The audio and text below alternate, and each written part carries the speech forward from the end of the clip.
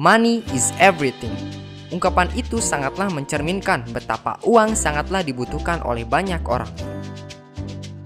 Orang-orang bekerja siang malam untuk mendapatkan lembaran-lembaran uang.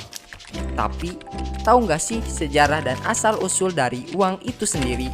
Maka dari itu, kamu harus tahu. Sebuah benda tak akan tercipta dengan sendirinya. Begitu juga dengan uang. Banyak proses yang dilalui sehingga uang itu dapat tercipta. Pada awalnya, manusia belum mengenal kegiatan tukar-menukar. Karena dahulu setiap orang berusaha memenuhi kebutuhannya dengan usaha sendiri. Manusia berburu jika ia lapar, membuat pakaian sendiri dan juga bertanam untuk mendapatkan bahan makanan. Namun, apa yang mereka produksi ternyata tidak cukup untuk memenuhi seluruh kebutuhan mereka.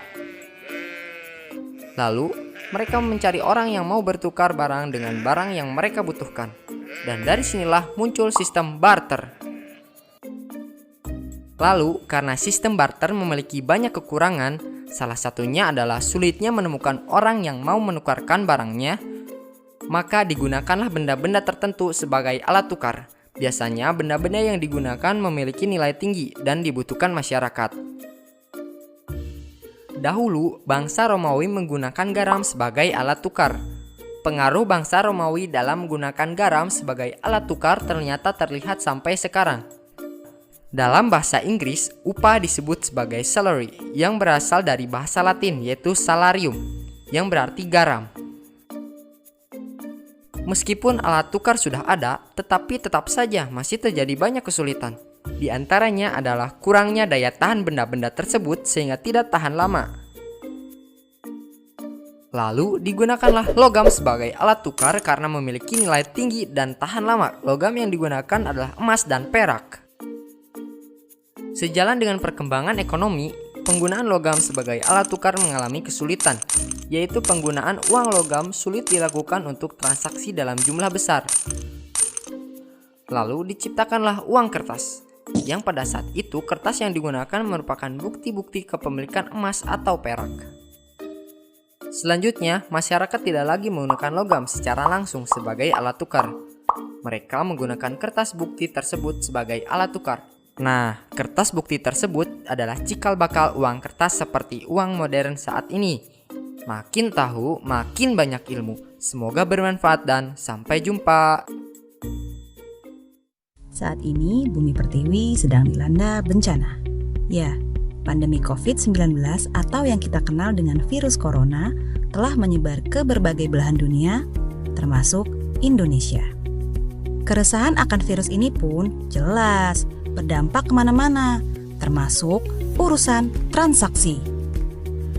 Adapun aturan stay at home dan meningkatnya pemanfaatan sistem pembayaran non-tunai muncul di lini terdepan untuk mengurangi laju penyebaran virus ini lewat kontak fisik.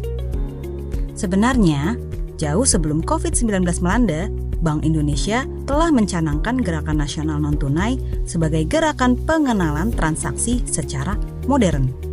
Maksudnya sih, membiasakan masyarakat kita bertransaksi secara non-tunai.